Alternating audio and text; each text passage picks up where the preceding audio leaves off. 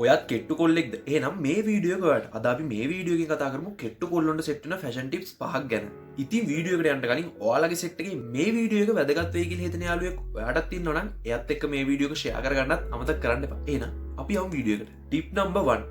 Shirt සහ T-shirts තෝරගද්දි ඔයාගේ ඇඟට ලොකුත් නැති ඔයාගේ ඇඟට පොඩිත් නැති ඇඟට ගානට තියෙන ටී-ෂර්ට් සහ ෂර්ට්ස් තෝරගන්න ඔයා දැනගන්න ඕනේ.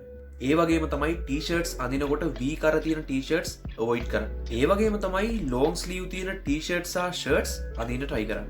හැබැයි ලොන්ග් ස්ලීව් ටී-ෂර්ට් සහ ටී-ෂර්ට් අඳිනකොට ඔයා මතක තියාගන්න ඕන දෙයක් තමයි ඔයාගේ වැලමිට හරිය පොඩ්ඩක් පහළට වෙනකන් ස්ලීව් එක නමලා අඳින්න. මේකෙන් ඔයාට හොඳ මස්කියුලර් ලුක් එකක් ඇඩ් කරගන්න පුළුවන්.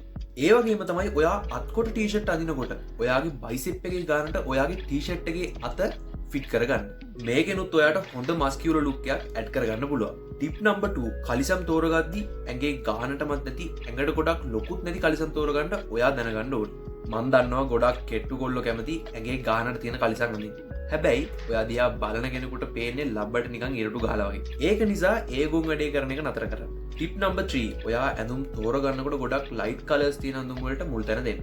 ඒක නිසා ඊළඟ පාර ඇඳුම් තෝරගද්දි ඩාර්ක් කලර්ස් වලට වඩා ලයිට් කලර්ස් වලට මුල් තැන දෙන්න. මොකද ලයිට් කලර්ස් තියෙන ඇඳුම් වලින් ආලෝකය පරාවර්තනය කරන නිසා ඔයාගේ කෙට්ටු ගතිය පේන එක අඩු කරලා තමයි අනිත් අයට පේන්නේ. Tip number 4. ඊළඟට වැදගත්ම දේ තමයි ඔයා ඇක්සසරීස් යූස් කරනකොට ඔයාගේ ඇඟට වඩා ලොකු ඇක්සසරීස් යූස් කරන්න එපා. බෙල්ට්, නෙක්ලස්, ෂූස්, වොච් වගේ දේවල් යූස් කරනකොට ඔයාගේ ඇඟට සෙට් වෙන ඇඟට ලොකුත් නැති පොඩිත් නැති ගානට තියෙන ඇක්සසරීස් යූස් කරන්න. Tip number 5. පැටර්න්ස් තියෙන ඇඳුම් වලට මුල් තැන දෙන්න.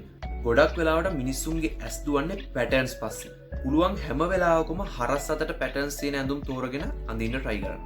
මොකද පැටර්න්ස් හරස් අතට විහිදෙන නිසා ඔයා දිහා බලන කෙනෙකුට වයිඩ් ලුක් එකක් තමයි බලා ගන්න පුළුවන් වෙන්නේ. ටිප් නම්බර් 6 සහ අපේ වැදගත්ම ටිප් එක තමයි ඔයා මේ ටිප්ස් ෆලෝ කරාට කමක් නැහැ හෙට ඉඳන්වත් ජිම් එකකට ගිහින් වර්ක්අවුට් කරන්න පටන් ගන්න. ඉතින් ජිම් එකකට ගිහිල්ලා මාස 5-6ක් ඔයාට කැප කරන්න පුළුවන් වුණොත් ඔයාට සැලකිය යුතු මට්ටමේ හොඳ ඇඟක් හදාගන්න පුළුවන් කියලා මට 100% ෂුවර්. එහෙනම් මං හිතනවා මේ වීඩියෝ එකට ගොඩක් වැදගත් වෙන්න ඇති කියලා. ඉතින් ඔයා මේ වෙනකම් වීඩියෝ බලුවා නම් මාව subscribe කරන්න අමතක කරන්න එපා. ඒ වගේම වීඩියෝ හොඳ නම් like කරලා comment එකකුත් දාන්න යන්න අමතක කරන්න එපා. එහෙනම් good luck.